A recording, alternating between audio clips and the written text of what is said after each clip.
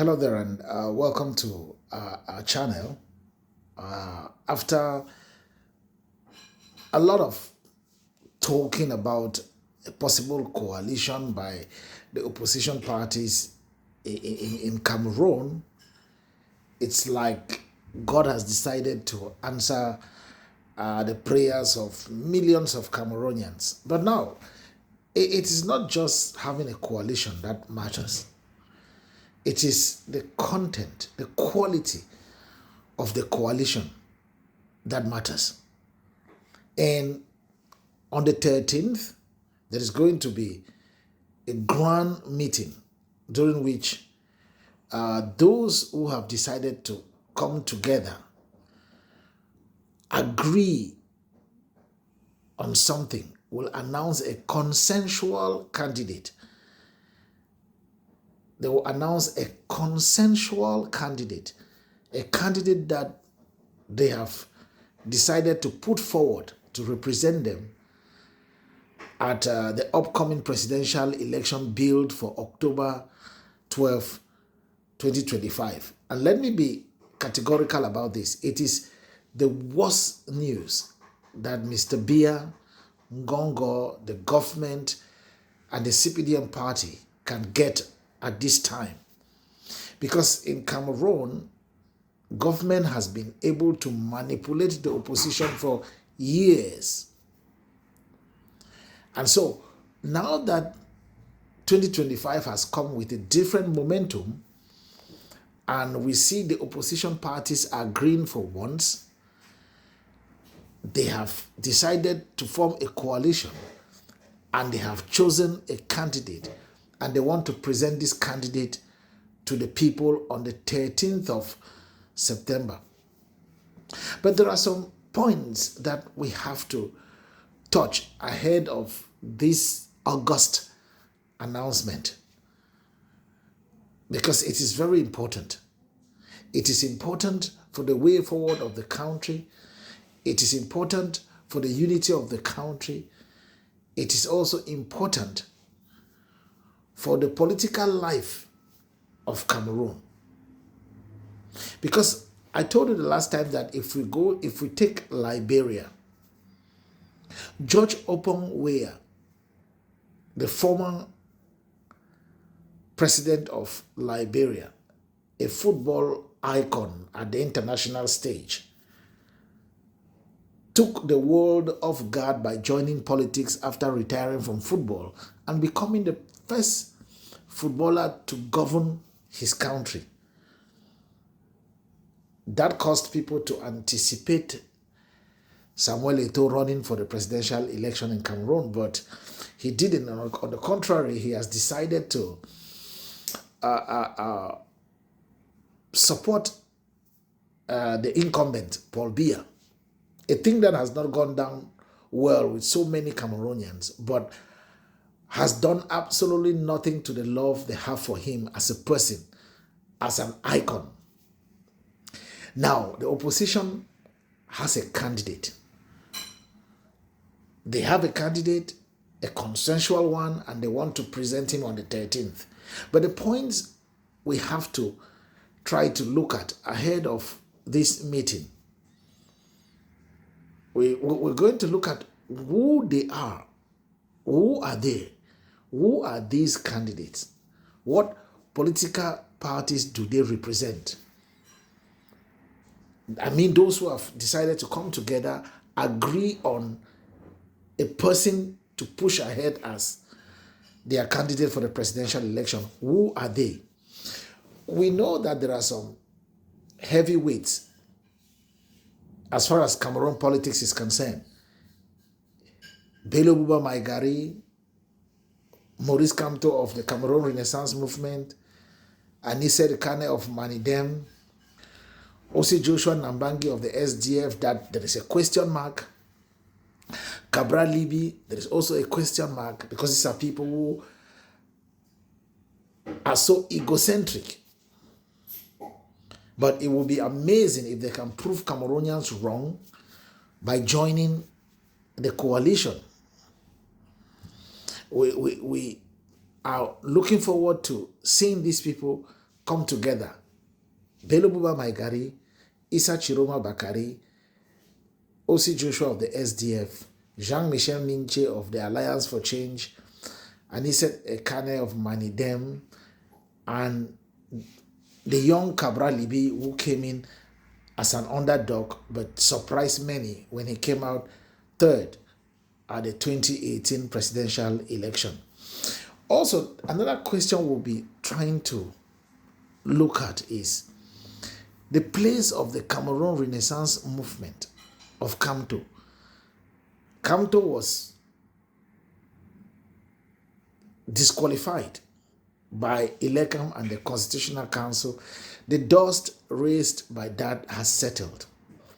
We understand that government does not want this guy to run because he is a serious threat to the incumbent, Paul Biya. But now, the opposition in Cameroon is forming a coalition, and Kamto will be very vital. He will be very important. In fact, he is a sine qua non as far as the success of that coalition is concerned. We're also going to look at their agenda. What is the agenda of the coalition? What do they have in store? Did they brainstorm, put together their different agendas to give one solid agenda that will be presented to the people as a way forward to take the country out of that economic dungeon? That is another thing we're looking at.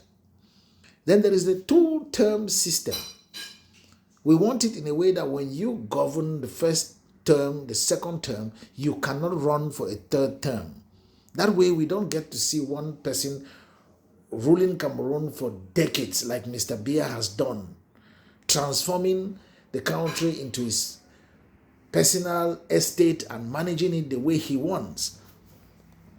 And then we have the northwest and the southwest regions of Cameroon. Are we going to go back to a two-state federation, or are we going to see a system where there is going to be a vice president who is from the English-speaking regions of Cameroon? All of these things are very important as far as that coalition is concerned. And then another big question is power returning home?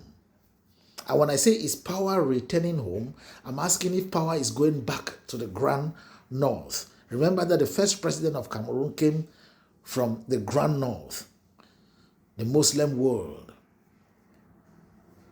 Amadou Ahidjo. Is power going back to the Grand North? Because what is filtering out of that coalition secret is that Issa Chiroma Bakari is the chosen consensual candidate. And if Issa Chiroma Bakari from the Grand North is the candidate to represent the coalition, then power is certainly going back home, the Grand North where it started.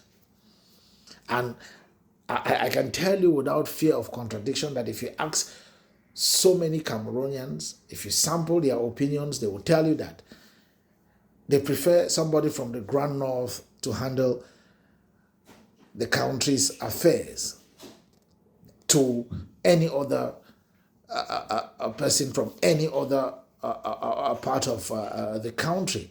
It's a very divided country with a media that is totally polarized, and there is need for care at this particular time. So when we talk of who are they, we are asking. Bello Buba Maigari, very powerful as far as the Grand North is concerned, the littoral, the central region, and you name it. Issa Chiroma Bakari, so Bello Buba of the UNDP. Don't forget that Mr. Biya has been caressing Bello Buba over the years because he understood the potential that Bello Buba has and his ability to bring the candidates, the militants together to vote. And that's why SDF suffered a lot when Bello Buba Maigari did not accept to join Ni John Frundi of blessed memory for a possible coalition in 2007. Also, Issa Chiroma Bakari is from the Grand North and he has a good following. Don't forget that the Grand North is very important as far as elections in Cameroon are concerned, because the Grand North sends out more than 3 million voters, registered voters, like every election. And so if you win the Grand North and you get some pockets of the country, you win the election. And so Issa Chiroma Bakari from the Grand North, Bello Buba Maigari from the Grand North, synergizing already is a milestone to victory. Then we have Professor Maurice Kamto. The place of the Cameroon Renaissance movement in the coalition remains very important.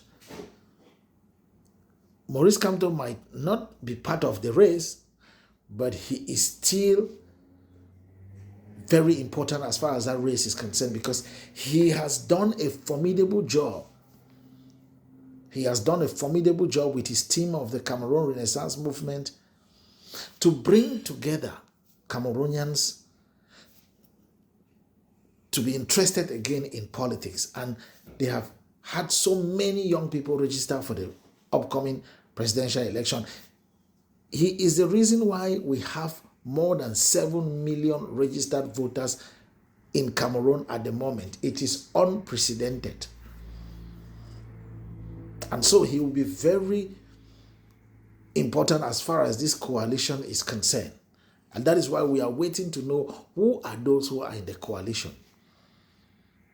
And then there is Jean-Michel Ninche, the Alliance for Change, and also his political outfit, the FCC.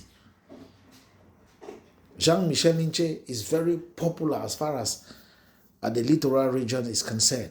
Don't forget that he is a parliamentarian from that part of the country. And so it will be very important for him to be a part of that coalition. Then we want to ask, what is their agenda? What do they have in store? Well, that we will know.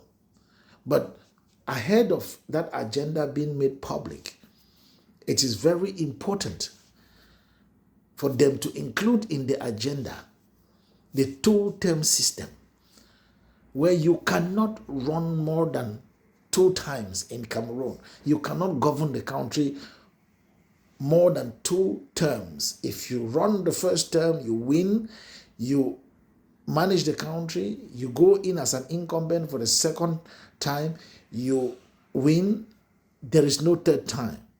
Just like in neighboring Nigeria, like in the United States.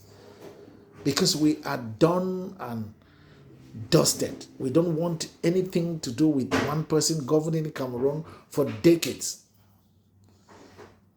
Then we have the northwest and the southwest regions of Cameroon.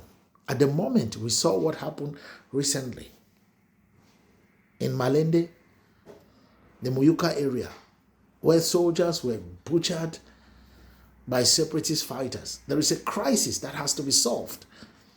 There's a crisis going on there.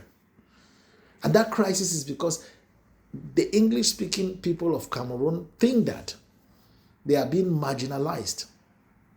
And so they want to secede. And therefore, there is the need for that crisis to be solved. Or you let them go. And solving the crisis simply means you're going to give them what they're asking for. Even before it moved to the level of secession, they had tabled before government certain things that they needed to see done for the 2 regions. So will this coalition, if they succeed, are they going to give the people of the Northwest and Southwest what they want? That's the first question.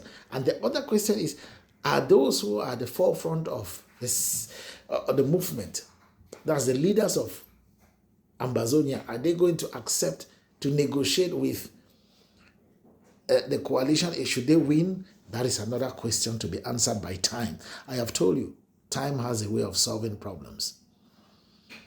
And then there is the other option, like when we had the two-state federation, we had the vice president from the English-speaking regions of Cameroon, and then we have the president from the French-speaking regions, and they worked hand in glove to make sure that things go well in the country. Are we going to see that show up again? That's another question we are asking. And then there is this thing about power returning to the Grand North. Issa Chiroma Bakari.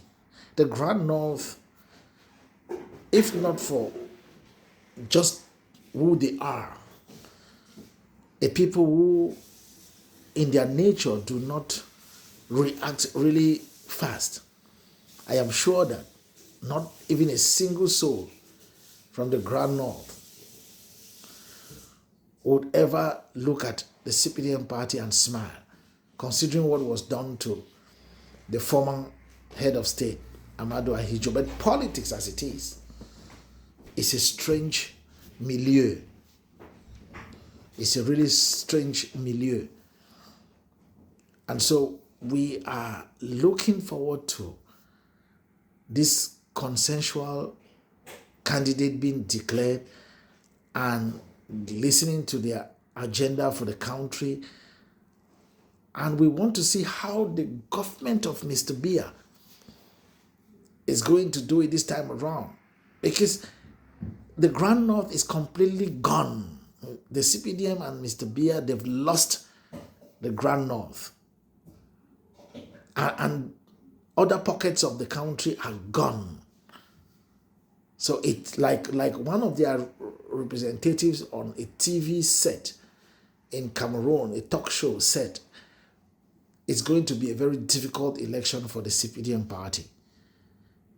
I just believe that it is the end of the government. It is the end of Mr. Biya and the CPDM in Cameroon, inshallah.